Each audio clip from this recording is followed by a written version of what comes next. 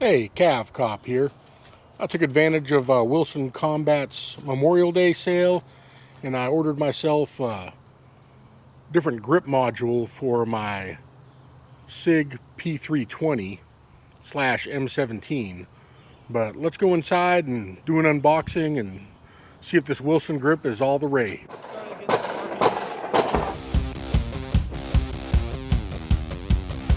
Alright, so I ended up getting a Wilson Combat grip module for my SIG P320. Take a look at it here.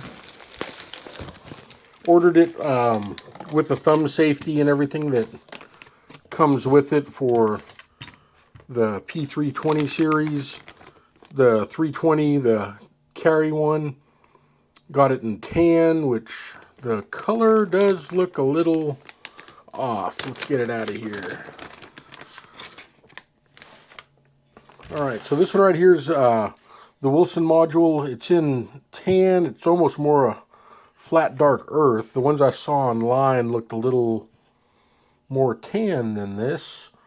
I don't know, I might throw some pictures up here of what I thought I was getting, but the color seems to be a little darker than I wanted, more of a flat dark earth than an actual tan color.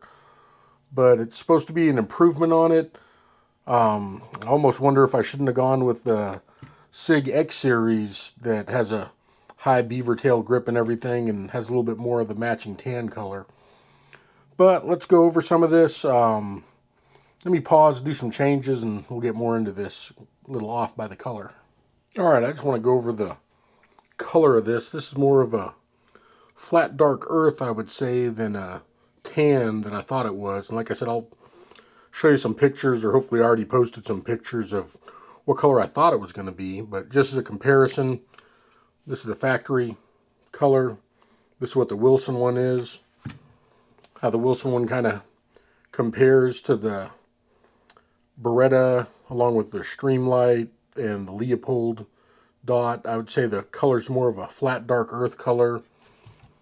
This right here is the Mark 23 in tan, and the flashlight color is kind of a flat dark earth, kind of has that greenish tint to it, so the Surefire flashlight's probably a better matchup for it than the Streamlight is. This right here is the grip that was a kind of a tan flat dark earth pistol grip for the ARs. It's very similar to the Vortec Viper optic, so it's kind of a flat dark earth color. These clips are kind of a coyote brown, flat dark earth.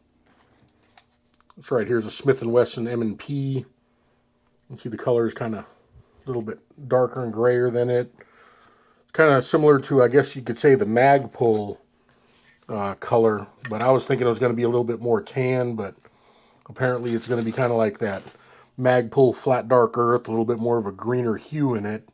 The packaging did say tan when I pulled it out, and what I saw online is a little bit different, but let me go ahead. It came with a magazine release. Let me get that in, take these apart, and I'll do a comparison of them, but I just want to give an overview of kind of how the colors are. If you bought one of these and it was the tanner color, post and let me know. I don't know if they changed their color pattern or not. Almost reminds me of the old, want to do like the Magpul magazines. Magpul used to have their magazines that came in the sand color, and the sand was nice and light. And what you could use is you could use dye-right, and you could alter the color by basically dyeing the grips and everything. You boil it in water and use dye-right as a tint. And I may end up doing that with this. I don't know, it's a darker color, but I'm thinking I might be able to get a lighter tan like I want out of it. But let me know if you thought these were lighter colored or not, or if you knew, or if there's a change or something. I guess I'll have to do some looking into that later, but it is what it is. But let me compare these two grips. All right, so put the magazine release in, and one of the reasons I wanted to go with the Wilson Combat grip module is because it does seem to have some improvements on the factory one. The factory one, kind of bland. It gives you a lower grip height. You can't really get as high a grip on it, and there's some cuts and features on it and everything. So the major difference is going to be you lose the cutout to be able to grab the magazine and strip it if it does get stuck. but there are enough grip areas on the magazine that it shouldn't be a major issue. And then you also kind of lose the lanyard hole, which is just kind of a small, trivial thing. Some of my guns I have used lanyards with in the military doing combat patrols and stuff like that. We were required to use lanyards. That's about the only time. They're kind of neat for trivial military stuff, but realistically, I don't need it. It's easy enough to switch the grip module out back and forth anyway, so if I wanted to do some type of military type thing, I could easily switch it out and be fine. But on the Wilson one, it does give you a nice big opening, and the back area here helps with the reloads and everything, so you get like a kind of a speed chute almost cut out here that's easier to load the magazines. I don't know if it'll show too well, but it's a bit wider on the bottom area here, and it has a little bit more of an angle, so if you want to load magazines easier and everything, you'll be able to do that. It does allow you to get a higher grip on it versus where the back strap part ends down here, and then the beaver tail does come back a little bit further, so you get a nice little area there. Kind of gets rid of the little knob here, which, like I said, shooting off barricades and stuff it's useful for, but it's not really a trigger rest here anyway, so it doesn't matter to me that much. You do get an extra rail here, so if you're trying to mount a light or something like that, you can actually get the light further back to where the trigger actuator and everything, or your finger actuator is going to be closer to the trigger guard here. On this one here, you're kind of limited to how far back you can go before you run out of real estate. There's also a slight taper here, which will help out if you're trying to do the click-on mounting lights. Just slide on. It'll be a lot easier with a little taper there to do it. Same thing for reholstering and everything. It's got a little bit of a cut here. If you can see, it's angled a bit more, but it kind of gives more of a step down if you want to do stuff. There's a little bit of serrations here to where you can rest your finger if you're that far forward, or if you're doing some type of shooting grip, it kind of gives you a memory place that you could put your thumb or something like that. The thumb cutout here makes it real easy to get to the magazine. On the other one, it's kind of higher up, if you want to call it that. It kind of sets like right above it. With this one here, it kind of goes down into where it is, so if you want to hit the magazine release, it's a lot easier. The little flares right here kind of line up on your hand, so to me it gives a little bit better grip and everything. But I'll put it in and show you what it looks like with it in and how the magazines and everything function with it. But so far this Wilson Combat Grip does seem a lot better, even if the color isn't as light as I thought it was going to be. One thing that I forgot to mention is there are 3 cutouts down in here where if you wanted to put, they have the tungsten weights.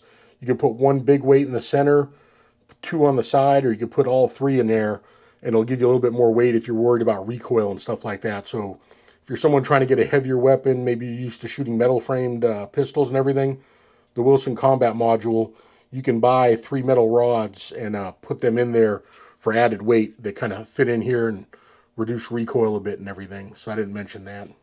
Alright, so if you want to mess with the magazines and everything, they fit just fine in it. Like I said, it's a little bit wider because of the way the grip is, but it does load the magazines just fine. A lot easier to load them because of the bigger feed chute that's on it. Just a little bit wider on the grip on the bottom. It kind of gives you a reference point where you grab. The checkering design on it is pretty nice. Getting to the magazine release is pretty easy. Like I said, it kind of dips down a little further on the curve line here than on the factory one, so it allows you to get your thumb down there and manipulate the magazine well. It gives you kind of a bottom area where you know your grip is towards the bottom. Higher grip on the back part here. If you look at how they are, where the arch is, you get just a little bit more area that you can get up on your perch of your hand to give you a higher bore access to it and everything. But so far it seems to match up well and everything.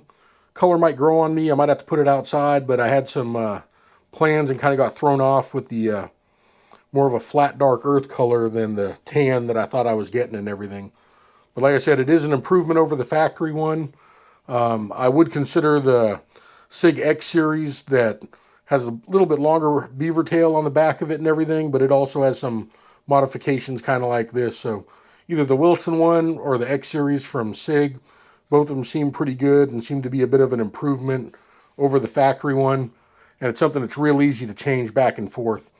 Bought this on sale. It was like $50 or so from Wilson Combat with their Memorial Day sale and everything.